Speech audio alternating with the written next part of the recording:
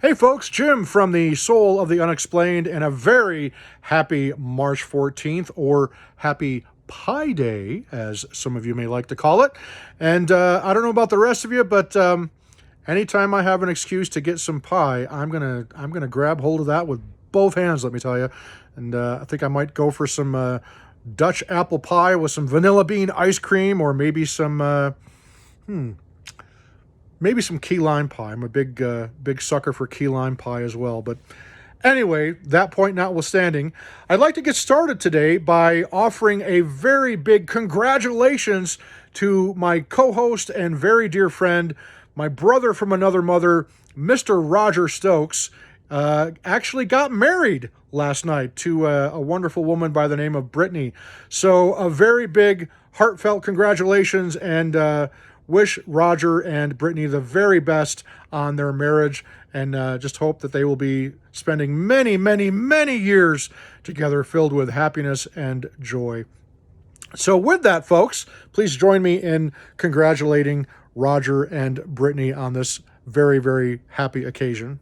Awesome stuff. Anytime we can celebrate stuff like that, it's a good day. So to get things rolling here, folks, I thought that what I would do in this quick video is tell you about some of the things that Roger and I have coming up with the Soul of the Unexplained. And then after I tell you what we got on the horizon, just wanted to offer some clarification on a couple of comments that people have reached out to me privately seeking some additional clarification on my particular viewpoints as far as some things pertaining to the UFO UAP mystery are concerned. So to begin with, happening next Friday on March 22nd, Roger and I are going to be doing a episode, the long-promised episode on shadow beings or shadow people is finally happening. And so next Friday, on the 22nd of March, Roger and I are going to be joined by a very special guest, Mr. Seth Bridges. And those of you that are fans of the J Free 906 podcast, which is brought to you by my very dear friend, Mr. Jeff Freeman, then you know that Seth is the co-host for Jeff's podcast on The Curse of Oak Island and also The Secret of Skinwalker Ranch.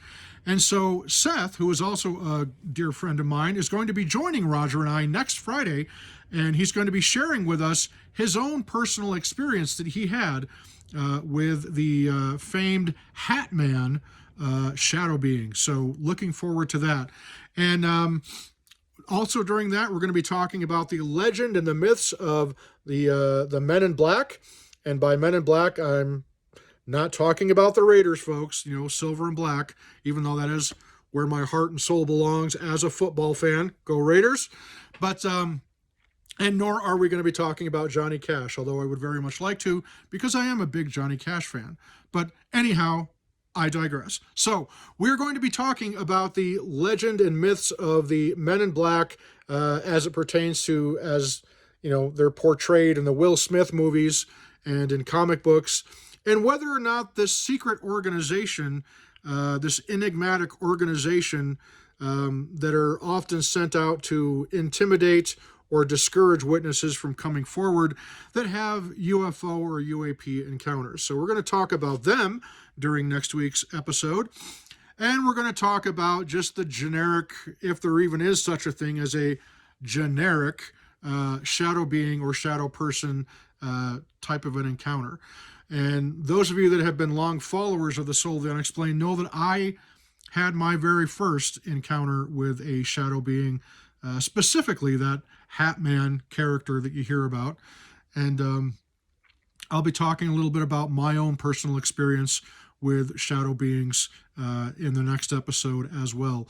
So if you have any special questions for Roger or Seth or myself as we lead up to that time, please feel free to reach out to me via the Soul of the Unexplained Facebook page, or you can contact me on my personal Facebook page as well, and I'll be happy to take your questions to either Roger or to Seth, or address them myself if your questions are addressed specifically to moi. So really excited about that one, folks. And also I got to be honest, I'm a little scared about that. And we'll be using as one of our resources, one of the books that we've been researching for this Shadow Being episode is the amazing book that's called A Walk in the Shadows by author Mike Ricksecker, who I actually got to meet at Phenomicon last year, and an amazingly cool guy.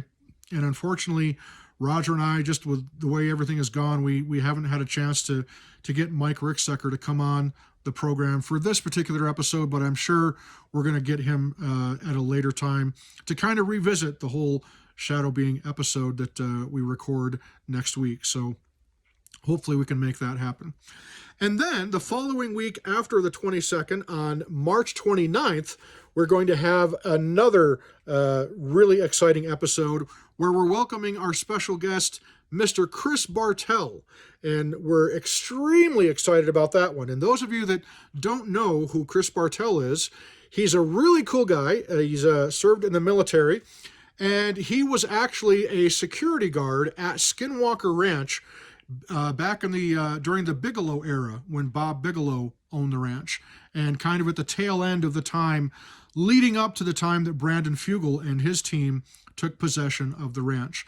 So we're going to have Chris on, and he's going to talk to us about some of his own unique insights and perspectives, having worked on the ranch during that time when Bob Bigelow's team was out there, and maybe help us make some sense and perhaps even confirm or dispel some of the more famous legends and myths about Skinwalker Ranch that occurred during the Bigelow era and shortly before Bob Bigelow took possession of the ranch. So, excuse me, as many of you know, we've had Caleb Bench on the Soul of the Unexplained twice, and so it'll be nice to get another Skinwalker Ranch security guy's perspective and his own insights, and we'll be getting that with Chris Bartel.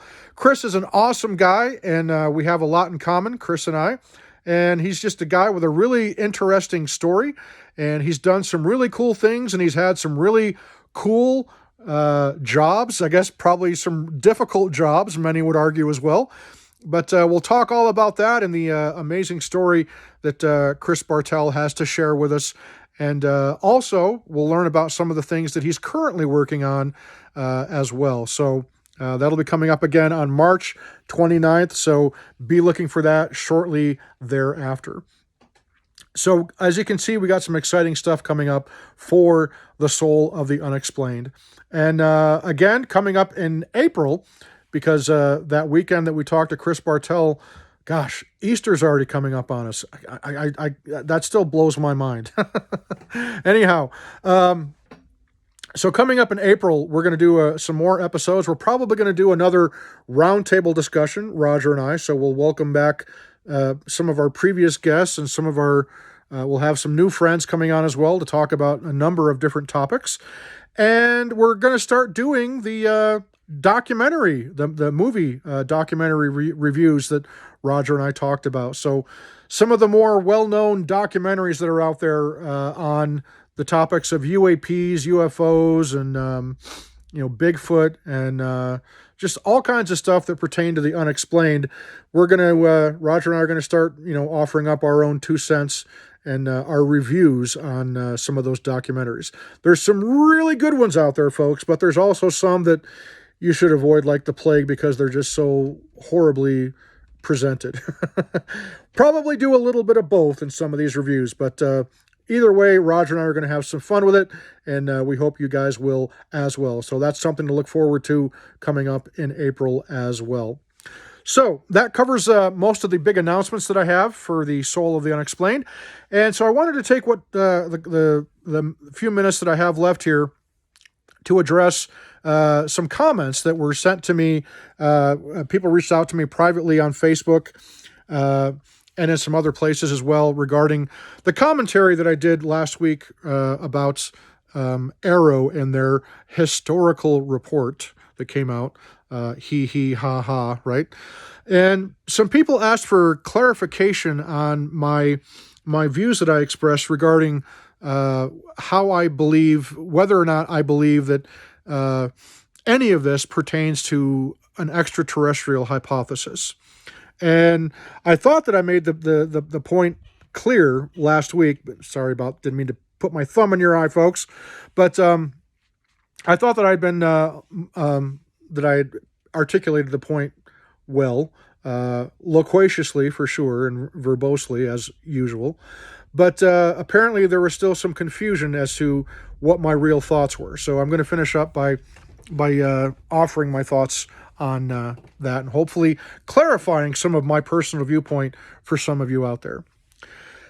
So regarding the Arrow report, and regarding the conflicting information that comes from other credible sources, which I would say, such as David Grush and the testimony of pilots like Commander Fravor, Alex Dietrich, Ryan Graves, and just other people that I feel are credible because their story seems to add up, and what little data there is seems to corroborate what their testimony claims.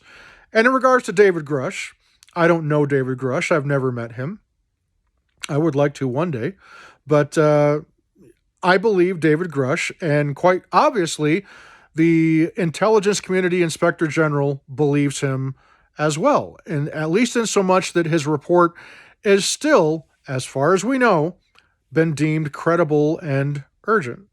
And if that's changed, then I'm sorry, I don't know that it's been changed. But as far as I'm aware, he's still his testimony is still considered credible and urgent by the Inspector General of the intelligence community, and that's not an insignificant point. That's something that really carries a lot of weight, and so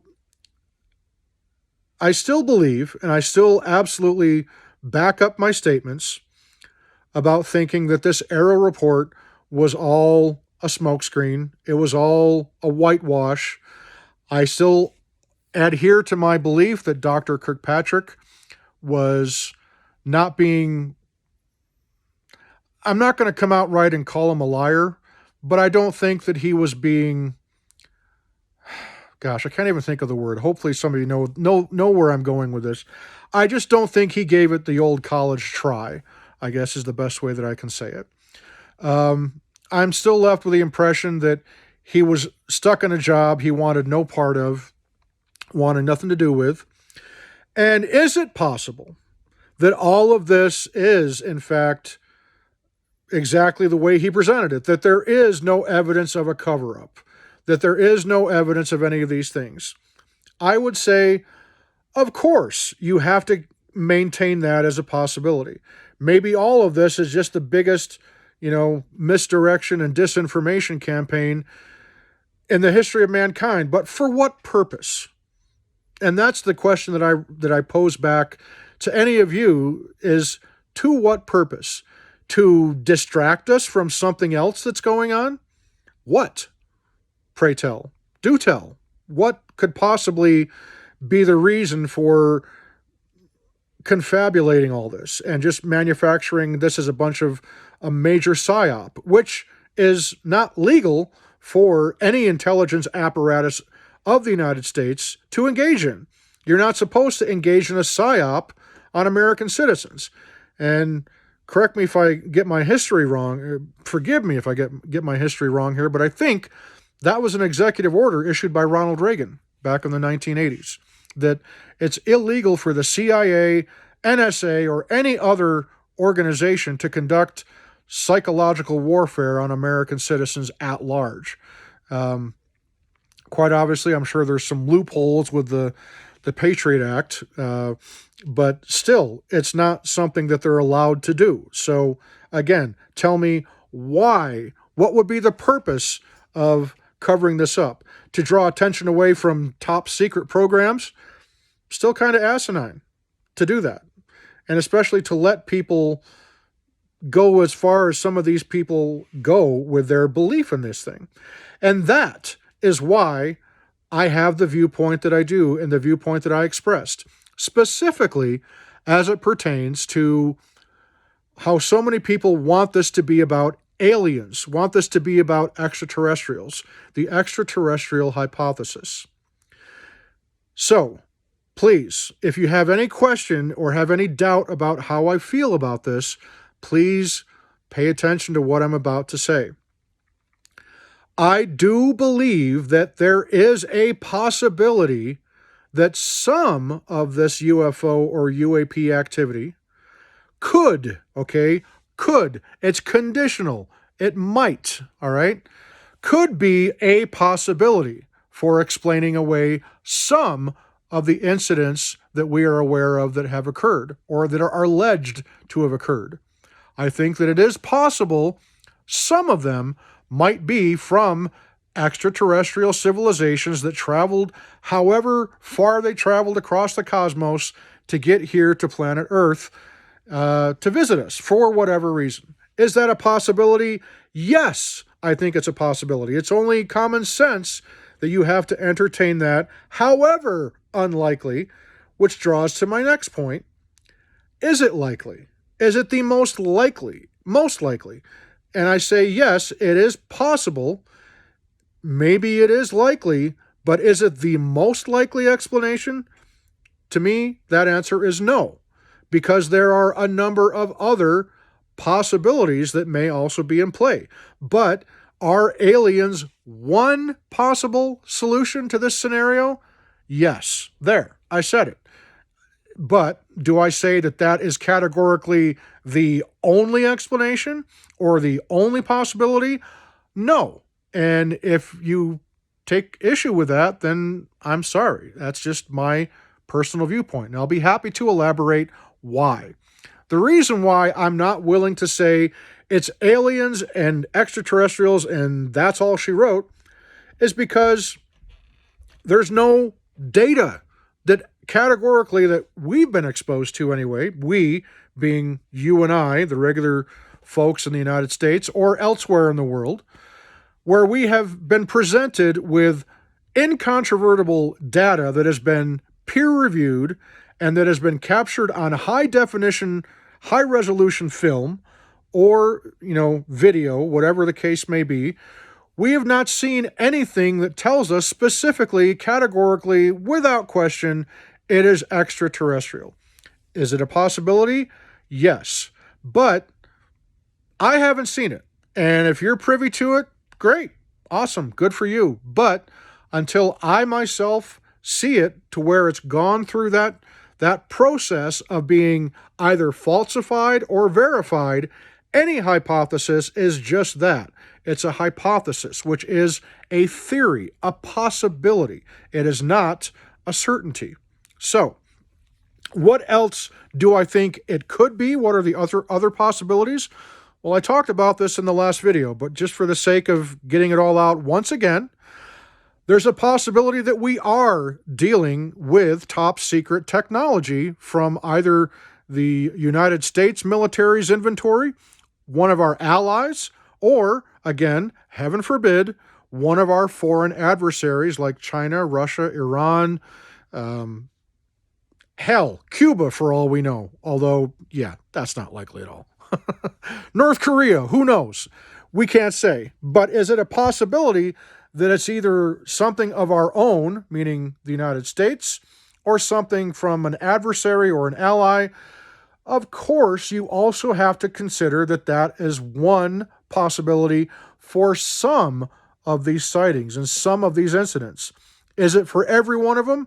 No, because the very nature of this topic is there is no one-size-fits-all explanation for every single bit of it. There are still arrow cases that Dr. Kirkpatrick doesn't really spend a lot of time talking about in that report that was released recently.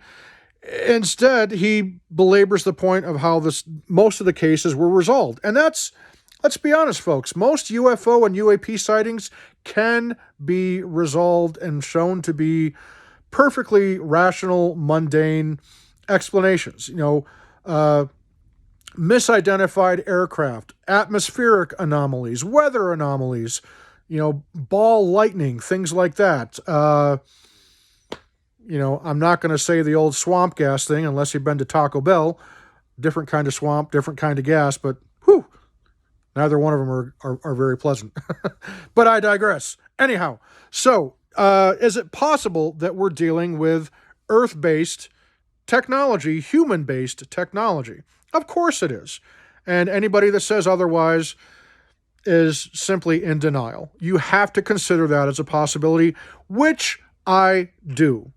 Do I think that's a greater possibility than the ET hypothesis? Probably a little. But for every single scenario and every single case, not even close. So, but it is still a possibility. The other possibility for me is what they call the interdimensional beings. What exactly is an interdimensional being? That itself is open for debate. Is an interdimensional being what many people would call a ghost?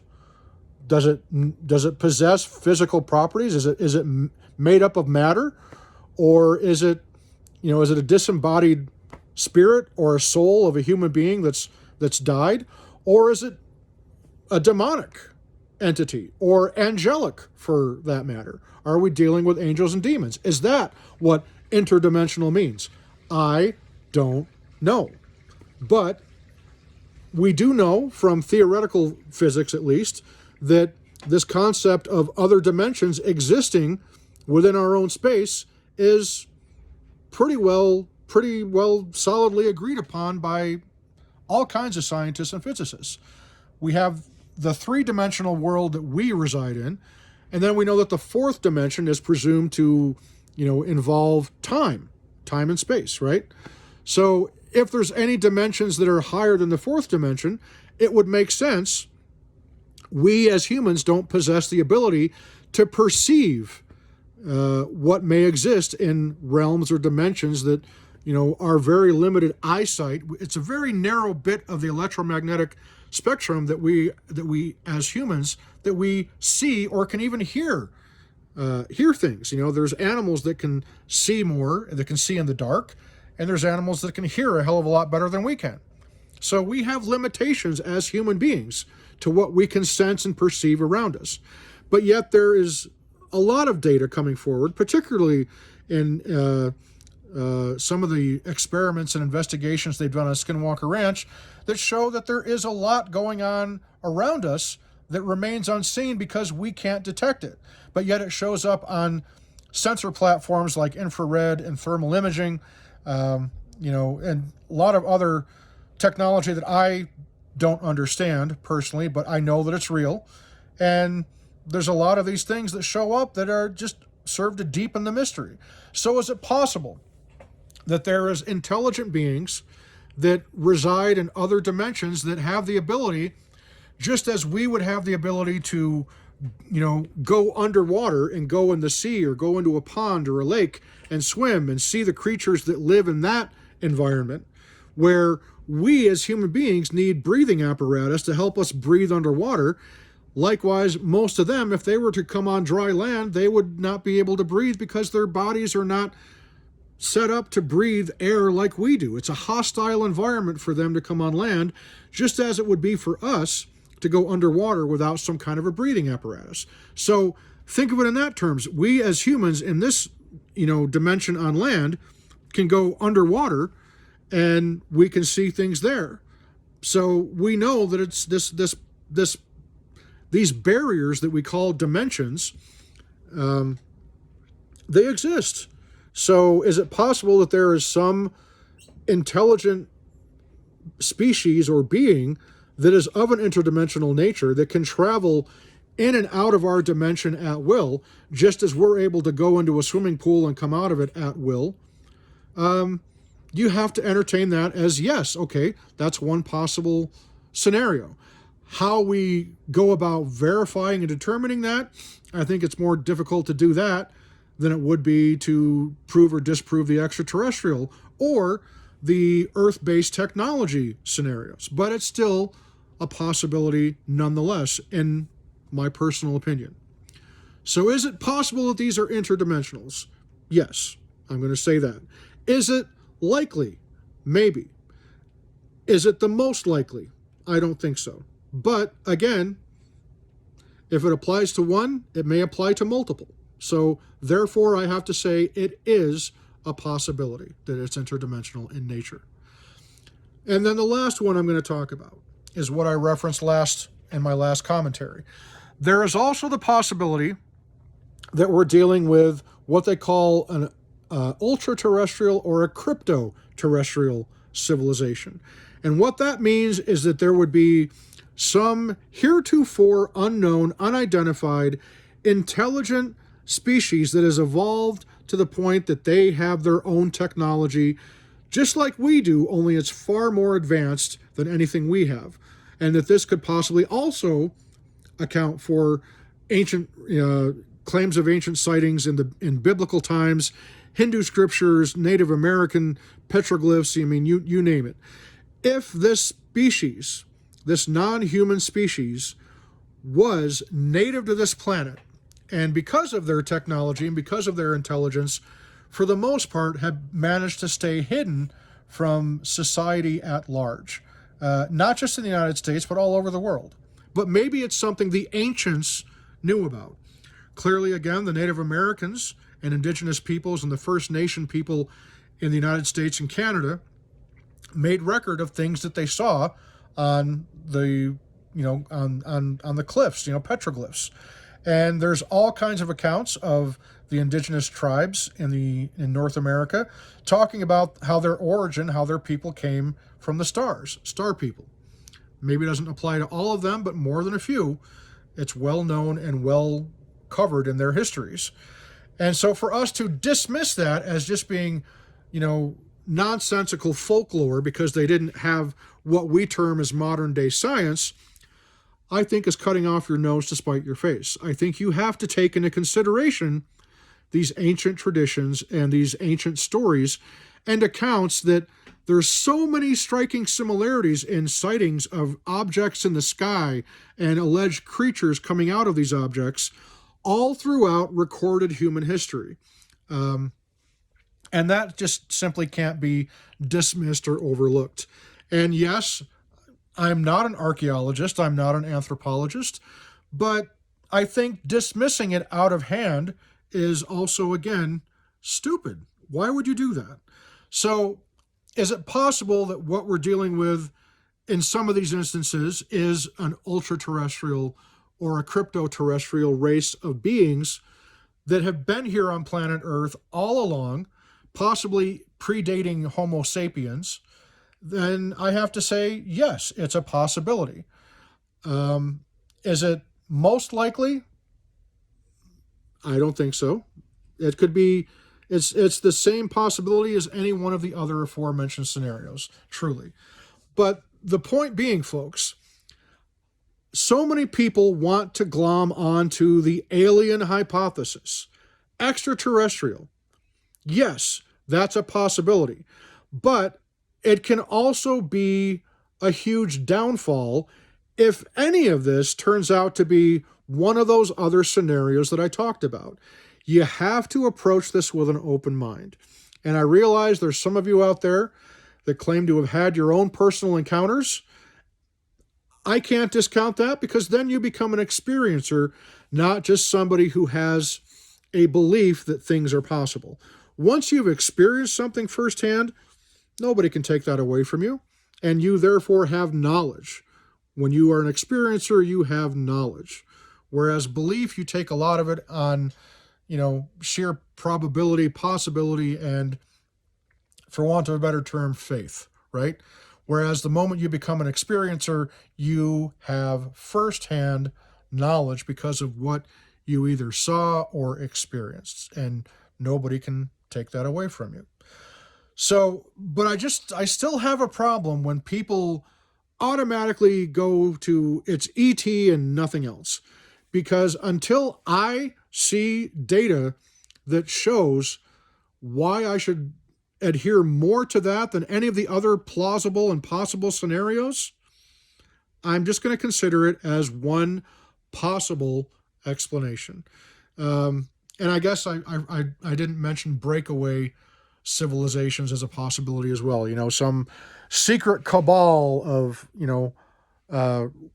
really ultra wealthy, ultra smart people that develop the technology on their own?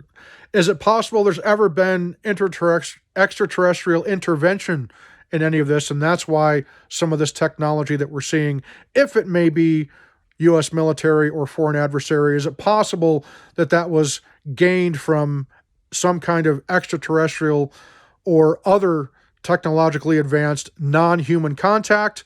I have to say, yes, that's a possibility. We just don't know. So that's the whole message, folks. Stay open-minded about this. Don't get caught up in something that you want so desperately to believe in, something that you get taken in by it and jump on the bandwagon, because that's never going to end well for anyone if it ends up being any one of the other possibilities other than the ET hypothesis. If that's what works for you, great. Go with it. But please keep your mind open about it could be other scenarios. For all we know, if it is extraterrestrials, maybe we're dealing with multiple races of extraterrestrials. That's a possibility. Maybe we're dealing with multiple races of ultra or crypto-terrestrials. We just don't know. So that's why it's important to keep an open mind, be logical, be sensible, use common sense, and just pay close attention to what people are saying. And, don't ever discount the testimony of eyewitnesses, particularly whistleblowers that are going to be coming forward. They're going to do everything that they can to discourage and intimidate people from coming forward. Don't ever be intimidated by people that don't want you to believe in something that you feel needs to be investigated, or that has that deserves to be investigated and disclosed. At the very least, and I'll end with this, at the very least, if there is truly something extraordinary that has gone on or that continues to go on regarding this UFO UAP phenomenon, it is the responsibility of the United States government, or whoever it is that knows, if there is something else here on this planet, or that has visited this planet in the past, and they know that it did not come from Homo sapiens, from human technology or human origin, if it's non-human, and whether that means that it's any one of those other possible scenarios, we deserve to know that we are not alone. And if that doesn't fit within your worldview, to learn that we're not alone, that maybe humans aren't at the top of the food chain, as many people allege to know, then maybe it's time to reevaluate what you really believe and what your place in all of this just might happen to be. I myself, I have no fear. I'm prepared for whatever the answer is. Whether there really is no cover-up and there's nothing to see here, I have to accept that that is a possibility. But data and my gut and my common sense tells me that there's something to a lot of this. Not just some of it, but to a lot of it. And I, for one, am excited to be here to watch this all unfold. And I think as long as we try to keep that sensible approach and keep an open mind and demand access to data and get as much stuff peer-reviewed as we can, that's how we know beyond the shadow of a doubt whether or not we're making any real progress in this. I, for one, I have faith in the process. I have faith in the people that are trying to bring this information out into the daylight. I believe that they will succeed. And I don't believe that we should allow reports like this Arrow report and personalities like Dr. Sean Kirkpatrick and all of the poorly misguided souls that call themselves debunkers. I don't think we should let them discourage us at all either. And take the high road. When they go and try to embarrass us and belittle us and mock us and tease us, again, just take a step back, take a deep breath, roll your eyes, and scroll on. Move on. Just it's not worth your time. Focus on things that bring you closer to the things that bring you peace and happiness. Stay close to your family, stay close to your loved ones, and try to do whatever you can to make the world around you a better place. Serve others. Do little random acts of kindness for people, and just add more positivity to the world than negativity. Don't be taken in by all the tribalistic us versus them, especially in this presidential election cycle. I'm not voting for either major party candidate. There, I've said it, I disclosed it. And of course, Roger can speak for himself on that, but don't get taken in, don't demonize people just because they view the world differently than you do. The world is a lot bigger place and there's room for everybody. There really is. So life's too short to be an asshole. Simple as that. Thanks so much, folks. If you like what you've seen, please hit the subscribe button and follow us. Hit the notification bell. Hit us up on Facebook. Follow us on Facebook, The Soul of the Unexplained.